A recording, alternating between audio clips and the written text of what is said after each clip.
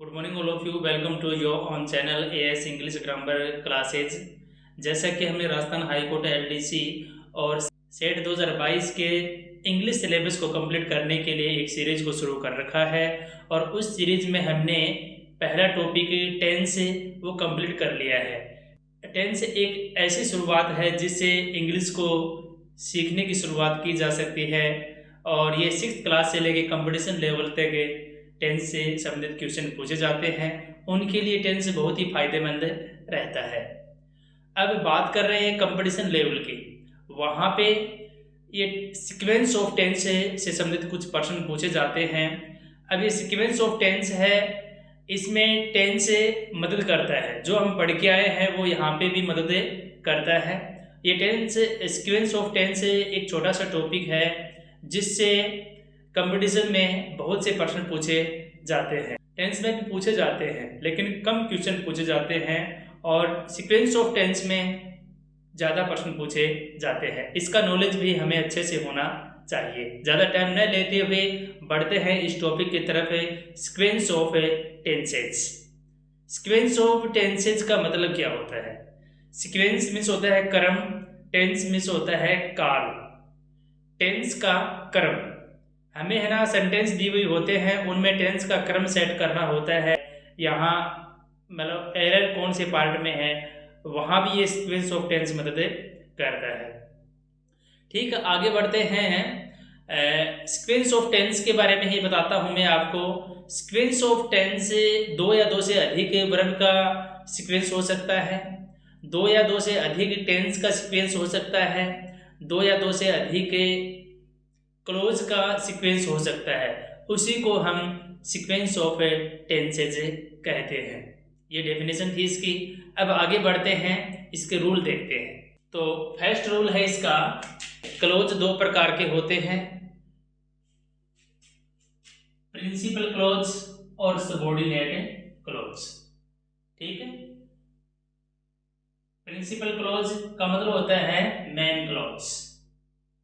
Main close भी कहते हैं इसको। क्लोज का मतलब होता है उपवाक्य। उपवाक्य कुछ 2 या 2 से अधिक उपवाक्य मिलके क्या बनाते हैं? वाक्य बनाते हैं। उप मतलब छोटा वाक्य है। 2 या 2 से अधिक उपवाक्य मिलके एक वाक्य बनाते हैं, सेंटेंस बनाते हैं। तो इसमें एक प्रिंसिपल क्लोज होता है और एक सबऑर्डिनेट क्लोज होता है। ठीक है, प्रिंसिपल को मेन क्लोज बोलते हैं और सबऑर्डिनेट को डिपेंडेंट क्लोज भी बोलते हैं। Dependent clause, subordinate close main close पे डिपेंड करता है, सबऑर्डिनेट क्लोज मेन क्लोज पे डिपेंड करता है, इसलिए इसे डिपेंडेंट क्लोज भी कहते हैं। सबऑर्डिनेट अधीन, किसके अधीन? मेन क्लोज के। प्रिंसिपल क्लोज के जो अधीन होता है उसे सबऑर्डिनेट क्लोज कहते हैं। एक वाक्य दूसरे वाक्य पर निर्भर हो, है जो निर्भर है उसको डिपेंडेंट या सबऑर्डिनेट क्लोज कहते हैं। जो मुख्य क्लोज है उसे प्रिंसिपल क्लोज कहते हैं, मेन क्लोज कहते हैं। ये हम आज इंट्रोडक्शन इसका पढ़ रहे हैं। अब एक सेंटेंस है, Prateek says that she works hard. ये सेंटेंस है। ये दैट क्या है? ये कंजक्शन है। कंजक्शन, कंजक्शन मीन्स कनेक्टर, जो जोड़ने का काम करता है, संयोजक। कंजक्शन मीन्स क्या होता है? संयोजक, जो 2 उपवाक्यों को, 2 क्लोज को जोड़ने का काम करता है उसे कंजक्शन कहते हैं। तो यहाँ पे ये दैट जो है, ये 2 ये क्लोज हैं, इनको जोड़ने का काम कर रहा है।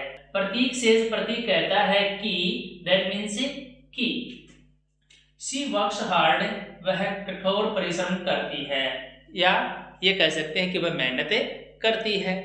तो इसमें प्रतीक जो है ये क्या है? प्रिंसिपल क्लोज है। प्रिंसिपल क्लोज है। और शी वर्क्स हार्ड, वह कठोर परिश्रम करती है, ये क्या हो गया? Subordinate close. मतलब ये वाक्य जो है ये इस प्रिंसिपल क्लोज पे डिपेंड करता है, इसके सबऑर्डिनेट है। इसी से संबंधित है प्रिंसिपल क्लोज में फाइनाइट वर्ब, यानी कि जो वर्ब होती है वो प्रेजेंट या फ्यूचर में हो, प्रेजेंट या फ्यूचर में हो, और that, so that, in order that, ये होते हैं conjunction, conjunction of a purpose, purpose means उद्देश्य। सेकेंड रूल ये है कि प्रिंसिपल क्लोज और सबऑर्डिनेट क्लोज दोनों कंजक्शन ऑफ पर्पस से जुड़े हो तो सबऑर्डिनेट क्लोज जो है, सबऑर्डिनेट क्लोज में यूज करते हैं। यदि प्रिंसिपल क्लोज में प्रेजेंट या फ्यूचर के स्थान पे पास्ट टेंस हो या पास्ट वर्ब हो तो सबऑर्डिनेट क्लोज में मे का माइट हो जाएगा, पास्ट बनेगा। यहाँ पे पास्ट है तो यहाँ भी क्या बन जाएगा, पास्ट बन जाएगा, मे का माइट है, पास्ट हो गया है। तो अब इसकी एग्जांपल देख लो, I work hard so that I may pass, I work hard so that, ये सो दैट हो गया conjunction, conjunction of a purpose. मैं कठोर परिश्रम करता हूं सो दैट, ताकि, सो दैट ताकि, आई मे पास, ताकि मैं पास हो सकूं, ठीक है। नेक्स्ट सेंटेंस है आई वर्कड हार्ड, यानी कि यहाँ पे पास्ट है और यहाँ पे क्या था, प्रेजेंट, और यहाँ पे है past. I work hard so that I might pass, ताकि मैं पास हो सकूं, ठीक है। यहाँ पास्ट आ गया तो यहाँ भी क्या कर दिया इसने, पास्ट कर दिया। ये आपको नॉलेज होना चाहिए था। जब सबऑर्डिनेट क्लोज और main close conjunction of purpose से जुड़े हों तो सबऑर्डिनेट क्लोज में हमें में यूज करना चाहिए। जब प्रिंसिपल क्लोज में पास्ट वर्ब आती है तो हमें सबऑर्डिनेट क्लोज में भी पास्ट वर्ब यूज करने चाहिए, मे का क्या हो जाएगा, माइट हो जाएगा, ठीक है। अब आगे थर्ड रूल पढ़ रहे हैं। लेस्ट शुड, लेस्ट के साथ हमेशा शुड आता है, लेस्ट के साथ शुड आना चाहिए। इसके साथ अन्य कंजक्शन दे सकते हैं आपको कंफ्यूज करने के लिए, कंफ्यूज नहीं होना है, आपको याद रखना है कि लेस्ट के साथ शुड ही आता है, ठीक है।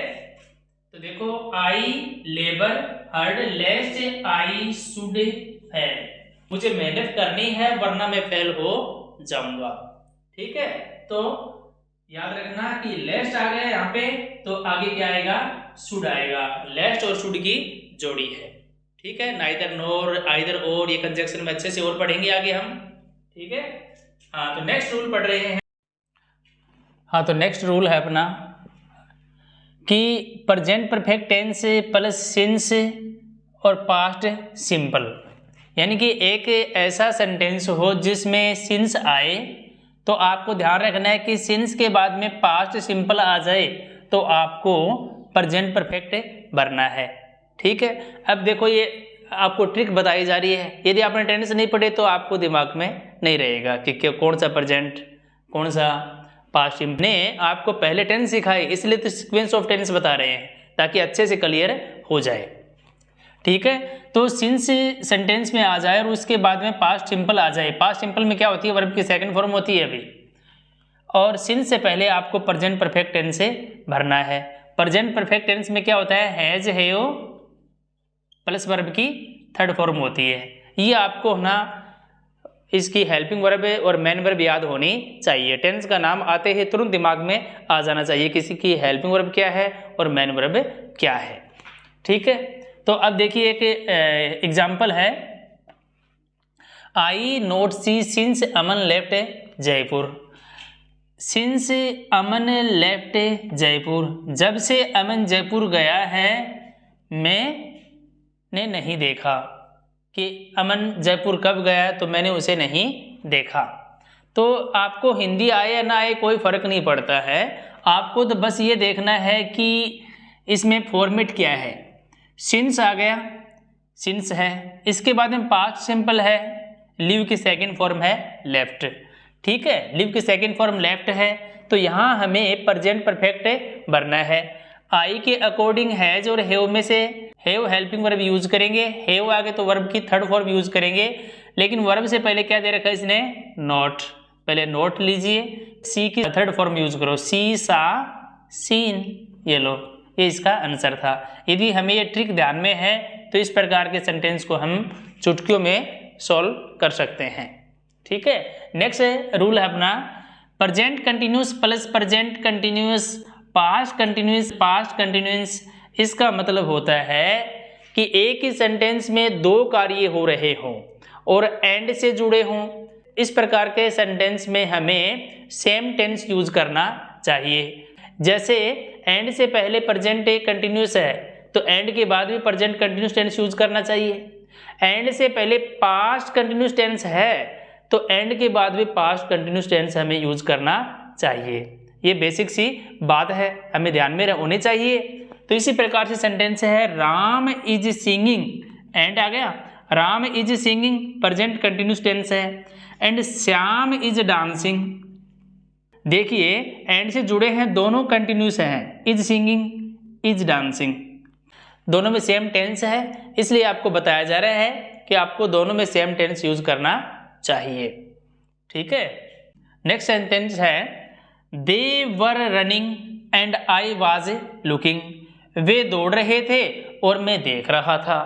ठीक है, दोनों में पास्ट कंटिन्यूस टेंस है। तो एंड से जुड़े हैं वाक्य, दोनों एंड से जुड़े हों वाक्य तो इसके पहले और बाद में सेम टेंस होना चाहिए। देखो दोनों में हमने सेम टेंस यूज किया है। अब बढ़ते हैं नेक्स्ट रूल की तरफ।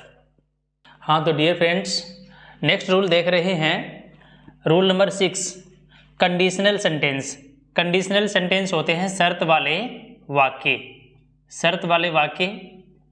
तो कंडीशनल सेंटेंस 3 टाइप के होते हैं। पहली कंडीशन क्या है, इफ वाला वाक्य हो, उसमें वर्ब की फर्स्ट फॉर्म प्लस एस या ईएस हो, यानी प्रेजेंट सिंपल टेंस हो, तो आगे हमें विल सेल प्लस वर्ब की फर्स्ट फॉर्म यूज करेंगे बिना इफ वाले सेंटेंस में।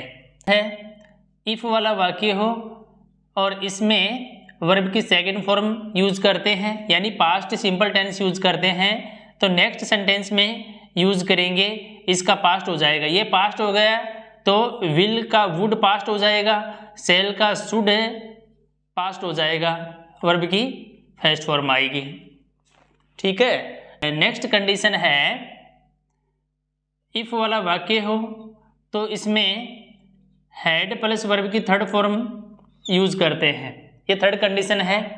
और नेक्स्ट में आएगा, यही आ जाएगा वुड शुड, और इसके बाद में हैव प्लस वर्ब की थर्ड फॉर्म। ये 3 कंडीशन है भाई, ये 3 ही कंडीशन होती हैं। मतलब कंजक्शन वाला जो है, याद रखना कंजक्शन वाला जो है इसमें ही आपको प्रेजेंट सिंपल टेंस यूज करना है, इसमें पास्ट सिंपल यूज करना है और इसमें पास्ट परफेक्ट टेंस यूज करना है। यदि इस प्रकार से प्रेजेंट सिंपल है तो यहाँ पे विल सेल प्लस वर्ब की फर्स्ट फॉर्म हो जाती है, वर्ब की सेकंड फॉर्म आ रही है इफ वाले वाक्य में, तो बिना इफ वाले वाक्य में वर्ब की वुड शुड प्लस वर्ब की फर्स्ट फॉर्म हो जाती है। इफ वाला जो सेंटेंस है इसमें हैड प्लस वर्ब की थर्ड फॉर्म आ जाए तो आपको would should plus have plus verb की थर्ड फॉर्म यूज करनी चाहिए। ये 3 ही कंडीशन है, मैंने पहले भी चर्चा की है इसकी, और अब फिर मैं रिवाइज करवा रहा हूँ आपको कि 3 कंडीशन होती हैं, तीनों को आप इनका पैटर्न अच्छे से याद कर लो। ठीक है, अब आगे बढ़ते हैं। ये कंडीशनल सेंटेंस है, ये हमने देख ली 3 टाइप के होते हैं। ठीक है, अब when, if, as if, before, after, till, until, unless, ये कंजक्शन ही तो है, ये कंजक्शन है और ये शर्त भी बताते हैं। ये सेंटेंस क्या है, शर्त बताते हैं, इनको हम कंडीशनल कंजक्शन भी कह सकते हैं। ये कंडीशनल सेंटेंस हैं और ये कंडीशनल कंजक्शन है।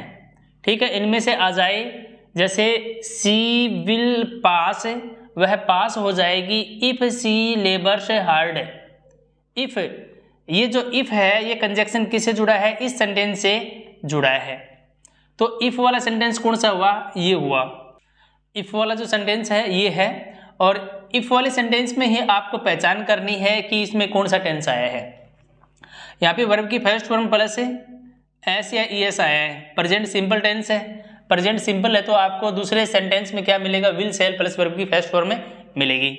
देखो ये रहा विल प्लस वर्ब की फर्स्ट फॉर्म, क्लियर है। तो इस प्रकार से सेंटेंस मिलते हैं, आपको एक न एक खाली स्थान दिया हुआ मिलेगा। तो आपको याद रखना कि इफ वाला सेंटेंस में क्या आएगा और बिना इफ वाले में क्या आता है। नेक्स्ट है unless he comes I shall wait for him.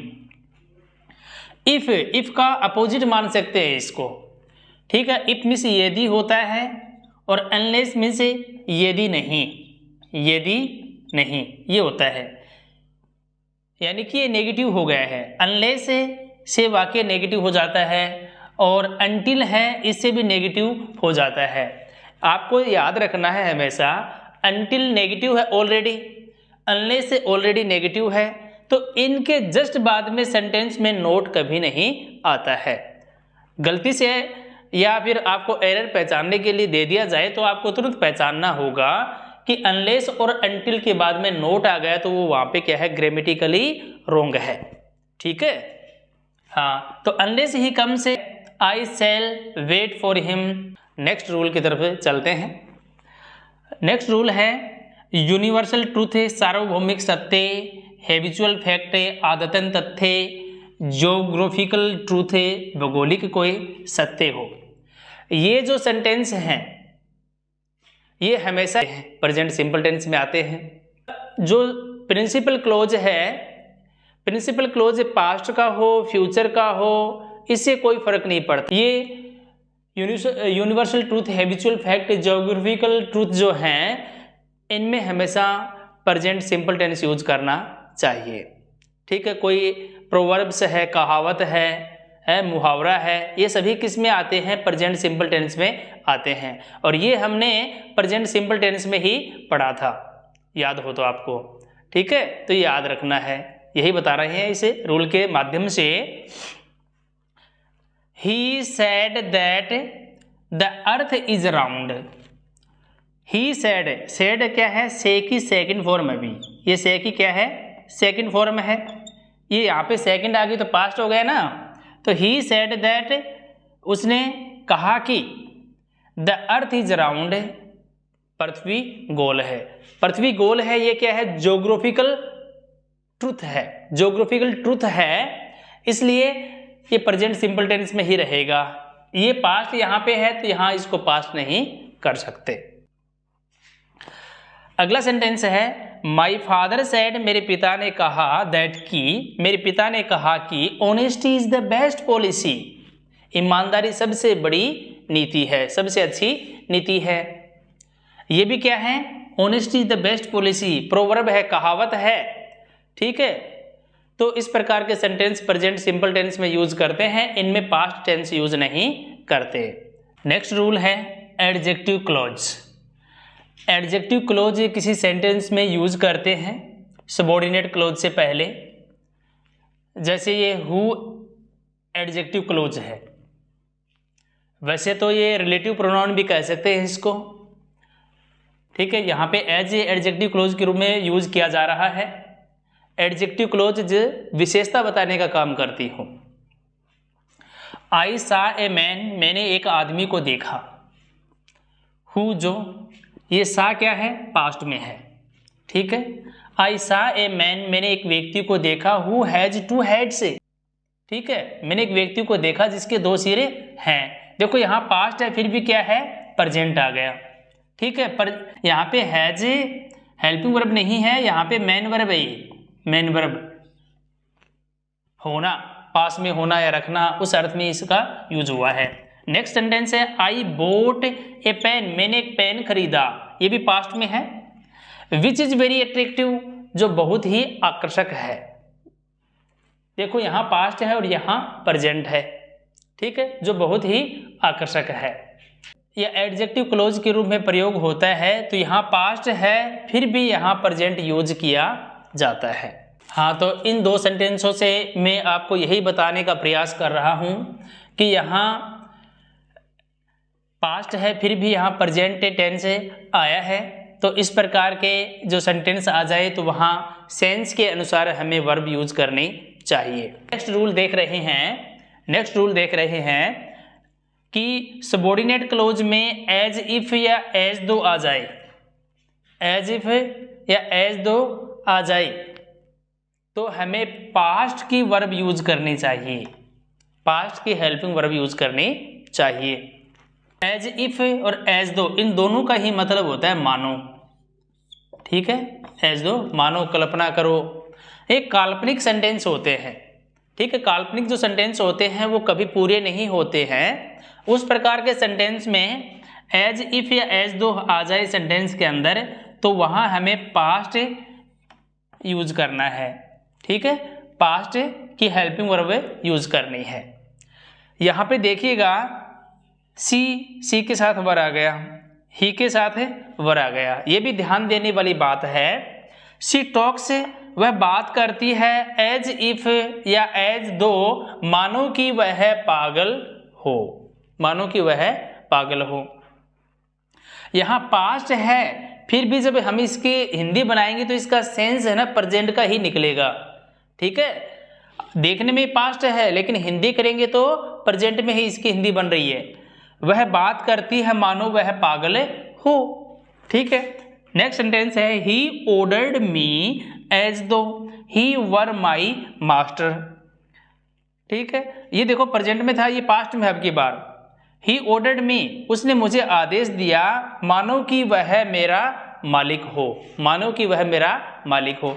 ये पास्ट में है, फिर भी यहाँ इसकी हिंदी किस में बन रही है, प्रेजेंट में बन रही है, ठीक है। इन दो सेंटेंसों की हिंदी प्रेजेंट में बन रही है, काल्पनिक है, वाक्य है, ठीक है।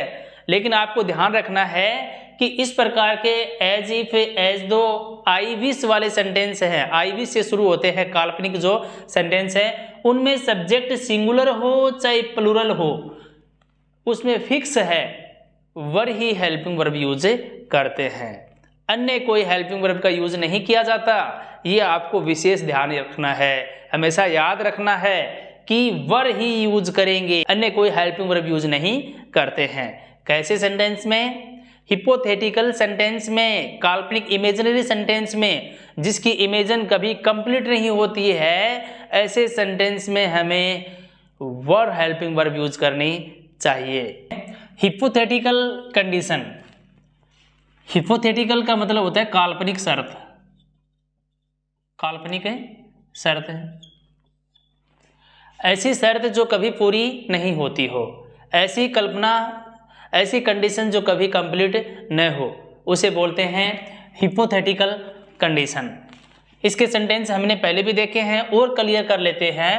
If I were A bird I would, यदि मैं पक्षी होता तो मैं उड़ता, ये सेंटेंस है। यानी कि मैं पक्षी कभी बनूंगा नहीं और ना ही मैं कभी उड़ूंगा, यानी कि एक कल्पना है, कोरी कल्पना है जो कभी कंप्लीट नहीं हो सकती। ऐसी सेंटेंस में आई हो चाहे ही हो, सिंगुलर हो प्लूरल हो, कोई भी सब्जेक्ट हो, वहां वर ही यूज करते हैं, ठीक है।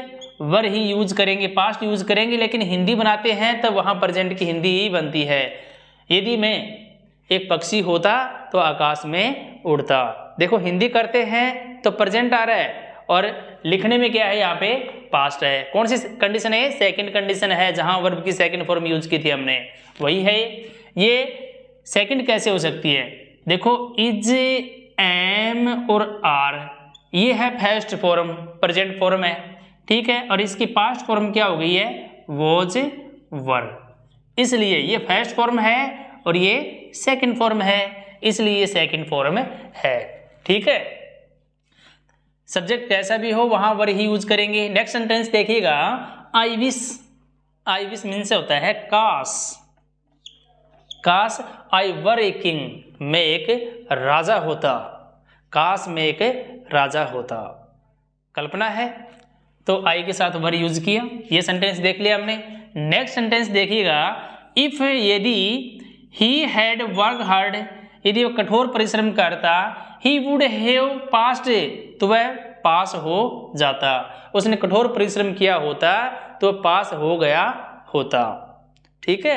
ये सेंटेंस है। अब देखो ये कौन सी कंडीशन है, अब ये भी कंडीशन मैंने आपको बताई है, हैड प्लस वर्ब की थर्ड फॉर्म है, ठीक है, और यहाँ वुड हैव प्लस वर्ब की थर्ड फॉर्म है, तीसरी कंडीशन है भाई, ये तीसरी कंडीशन है, तो ये हमने कंडीशन वाले सेंटेंस अच्छे से सीखे हैं, इसमें से आपको कोई क्वेश्चन गलत नहीं होना चाहिए। हाँ, नेक्स्ट रूल है ऐसे सेंटेंस हों जिनमें इट्स टाइम आ जाए, फुल फॉर्म इसके it is time, it's high time, it's about time, ये आ जाए सेंटेंस के अंदर। और इसके बाद सब्जेक्ट आए, सब्जेक्ट आना चाहिए इस रूल के लिए। It's time, it's high time, it's about time, इसके बाद सब्जेक्ट आए और सब्जेक्ट के बाद जो वर्ब आएगी वो हमेशा कौन सी आएगी? सेकंड आएगी, हमेशा वर्ब की सेकंड फॉर्म आएगी। यदि सब्जेक्ट ना आए, सब्जेक्ट के स्थान पे आ जाए टू, तो टू के बाद हमेशा वर्ब की फर्स्ट फॉर्म आती है। टू के बाद हमेशा कौन सी फॉर्म आती है? वर्ब की फर्स्ट फॉर्म आती है, ये आपको याद रखना है। देखिएगा एग्जाम्पल, इट्स टाइम, ये पहचान मिल गई हमें, इट्स टाइम, वी सब्जेक्ट है। अब देखो स्टार्टेड जो है ये वर्ब की सेकंड फॉर्म है, ये सेंटेंस है सही है। नेक्स्ट सेंटेंस है इट्स हाई टाइम, ठीक है, यहाँ पे सब्जेक्ट आ गया तो ये कौन सी फॉर्म आ गई है? वर्ब की सेकंड फॉर्म आ गई है, ठीक है। इट्स टाइम, ये पहचान आ गई है, लेकिन यहाँ सब्जेक्ट नहीं आया, टू प्रेपोजिशन आ गया, इसलिए यहाँ टू के बाद तो हमेशा वर्ब की फर्स्ट फॉर्म आती ही है। हो गया होगा क्लियर। इट्स हाई टाइम आ गया, लेकिन यहाँ पे सब्जेक्ट नहीं है, टू है, टू है तो हमेशा कौन सी फॉर्म आती है? वर्ब की फर्स्ट फॉर्म आती है। तो ये कंसेप्ट आपको क्लियर हो गया होगा। एक सेंटेंस और देख लेते हैं, इट इज टाइम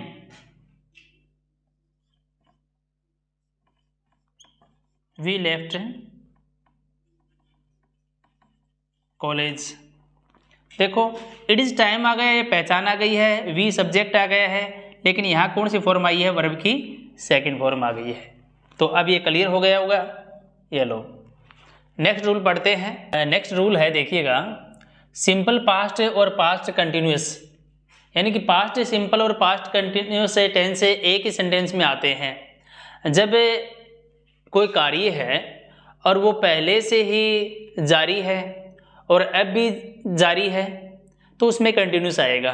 जब इस प्रकार के सेंटेंस व्हेन से जुड़े हों, वाइल से जुड़े हों, तब भी पास्ट और पास्ट सिंपल और पास्ट कंटिन्यूस टेंस यूज करते हैं, ठीक है। वाइल के बाद में पास्ट कंटिन्यूस आएगा और वाइल से पहले बता देता हूँ सूत्र के माध्यम से, ये व्हेन है, व्हेन के बाद में यहाँ पे वर्ब की सेकंड फॉर्म आएगी, ठीक है, और यहाँ पे पास्ट कंटिन्यूस आएगा भी, ठीक है, ये याद रखना आपको। और वाइल में क्या होता है?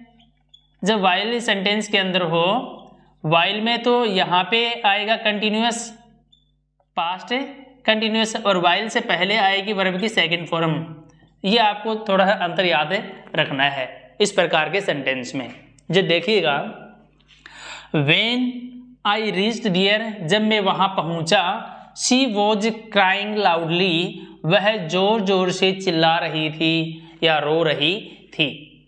यानी कि रोने का कार्य जब मैं आया तो उस समय हो रहा था और उससे पहले भी हो रहा था, पहले से ही जारी है रोना, तो इसलिए क्या हो गया? इसमें पास्ट कंटिन्यूस टेंस आ गया। और व्हेन आई रीच्ड देयर, जब मैं वहां पहुंचा, यानी कि ये कार्य बाद में हुआ है, तो इसमें क्या यूज किया हमने? पास्ट सिंपल यूज किया। इसी प्रकार से है एक सेंटेंस और है व्हेन का, I was driving a car, मैं गाड़ी चला रहा था, व्हेन माई फोन रिंग, जब मेरा फोन बजा, जब मेरा फोन बजा तब मैं गाड़ी चला रहा था। यानी गाड़ी चलाने का कार्य पहले से जारी था और फोन बजा तब भी ये जारी है, ठीक है। काम बाद में कौन सा हुआ है? फोन बजने का हुआ है, ठीक है। तो इसमें पास्ट सिंपल यूज किया और इसमें हमने पास्ट कंटिन्यूस यूज किया है, वॉज ड्राइविंग, और यहाँ पे वर्ब की सेकंड फॉर्म है। किसकी सेकंड है? ये रिंग, रिंग मिस होता है बजाना। जब वर्ब आती है तो इसका मतलब बजाना, और जब ये नाउन होती है तो इसी का मतलब होता है अंगूठी, ठीक है। हाँ, तो ये इसमें अंतर है। तो ये रिंग की सेकंड फॉर्म है रिंग, रिंग, रेंग और रंग, ऐसे ये फॉर्म होती है इसकी। नेक्स्ट है while I was driving a car, जबकि मैं गाड़ी चला रहा था। माई फोन रिंग, मेरा फ़ोन बजा। मेरा फ़ोन बजा तब मैं गाड़ी चला रहा था। हैं, तो इस प्रकार से हमें व्हेन और व्हाइल का यूज़ करना चाहिए। जैसे हैड बेटर है, हैड बेटर, ये हैड बेटर आ जाए तो हमेशा इसके बाद में वर्ब की फर्स्ट फॉर्म यूज़ करनी चाहिए। ठीक है, टू आ जाए तो हमेशा वर्ब की फर्स्ट फॉर्म यूज़ करनी चाहिए। ठीक है, तो इस प्रकार से छोटे छोटे रूल हैं, ये आपको पता होना चाहिए। ठीक है, एक ये हैज है और हेव है। हैज हेव का मतलब रखना होता है, कोई चीज़ पास है अपने, उसके लिए यूज़ करते हैं, तभी इसका अर्थ होता है मेन वर्ब के रूप में यूज़ होता है, हैज हेव रखना। और ये हेल्पिंग वर्ब आती है। जब ये हेल्पिंग वर्ब होती है ना, तो इसके साथ हमेशा कौन सी फॉर्म यूज़ करते हैं, वर्ब की थर्ड फॉर्म यूज करते हैं। Thanks for watching, we meet in next video.